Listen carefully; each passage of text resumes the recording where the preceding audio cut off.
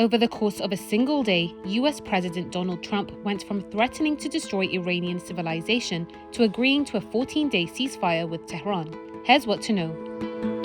The 11th hour deal followed mediation efforts led by Pakistan's Prime Minister Shehbaz Sharif and Military Chief Field Marshal Asim Munir. Islamabad says the ceasefire takes effect immediately, with Iranian and US delegations expected to meet in Pakistan's capital on April 10 to negotiate a longer-term agreement. Both Iran and the US are claiming victory in the more than 5-week-long war launched by Israel and the US on February 28.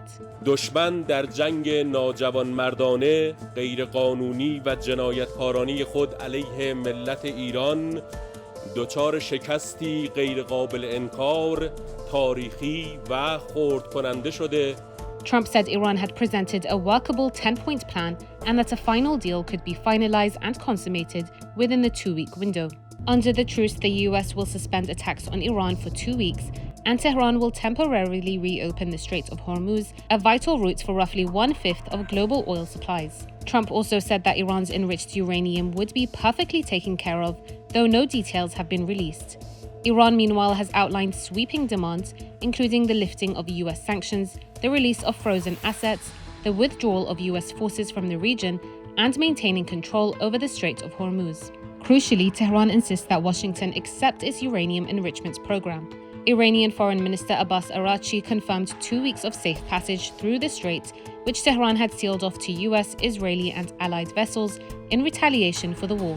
Iranian officials say the strait would remain under military control, with Iran and Oman charging transit fees to fund post-war reconstruction. Washington's partner in the war, Israel, has backed the ceasefire.